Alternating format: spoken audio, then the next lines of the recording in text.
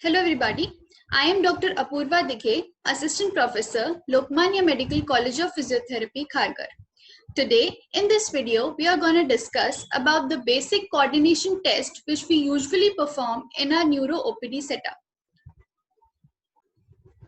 So let's see first, what exactly do you mean by coordination? Coordination is the ability to execute smooth, accurate, controlled movements. Coordinated movements involves multiple joints and muscles that are activated at an appropriate time and with the correct amount of force so that smooth, efficient and accurate movements to occur. The essence of coordination is basically the sequencing, the timing and the grading of activation of the muscle group. Now, what do you mean by coordination? So these coordinations are usually characterized by, first of all, the appropriate speed, distance, direction, timing, and the muscle tension. It basically involves appropriate synergistic influences, that is the muscle recruitment. Easy reversal between the opposing muscle group, which means appropriate sequencing of the contraction and relaxation of a particular muscle group. It also have proximal fixation to allow distal movement or maintenance of a posture. Now, when we talk about coordination tests, it is basically divided into two. First is the gross motor skills and second is the fine motor movements. Now, gross motor movements are basically involved in body posture, balance and extremity movements. For example, crawling, walking, running, etc. Now, the fine motor movements are basically characterized by movements which are usually small muscle groups that involve skillful movements, manipulation of the object. For example, finger dexterity, like when we ask the patient to button or unbutton his shirt, writing, typing, etc. Now, the coordination test which we usually perform in our OPD setup is divided into two. First is the non-equilibrium test. Now, by the word non-equilibrium, we can understand that it addresses the components of the limb movements. Next is the equilibrium test. Equilibrium or balance test are basically which controls the ability to maintain the body in equilibrium, which is ideal with gravity both statistically and dynamically.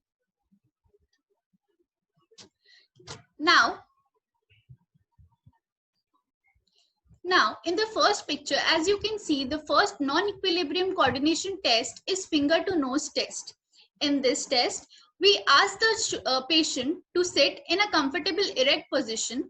The shoulder is abducted to 90 degrees and the elbow is extended.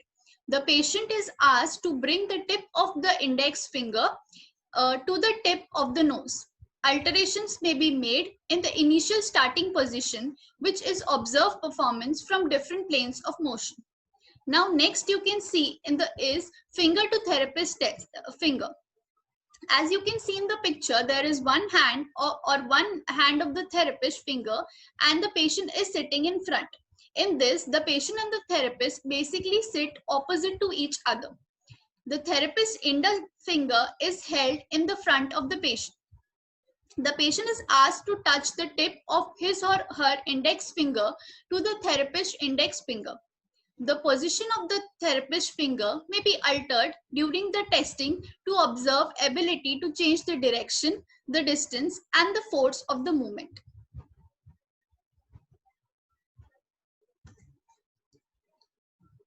Next in the picture, you can see is the finger opposition test. Now, the finger opposition test is the patient touches the tip of the thumb to the tip of each fingers in sequence. The speed can be altered according to the patient.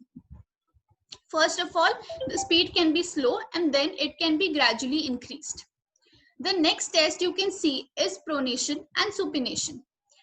With elbows flexed to 90 degrees and held close to the body, the patient alternatively turns the palm up and down. The test may be performed with shoulder flexed at 90 degrees and the elbows extended. Speed can be gradually increased, starting from a minimal speed to a higher speed. The ability to reverse the movements between the opposing muscle group can be examined with many joints. The next you can see in the picture is heel to shin test.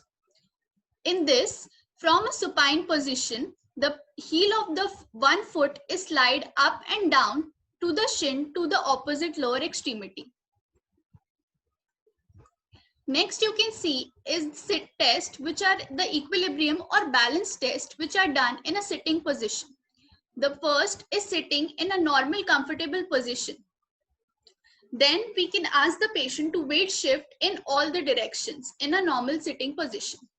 Then we can ask the patient to go multi-directional functional reach for one direction, then the other direction to the opposite direction. And lastly, in sitting, we can ask the patient sitting on a chair to pick up an object from the floor.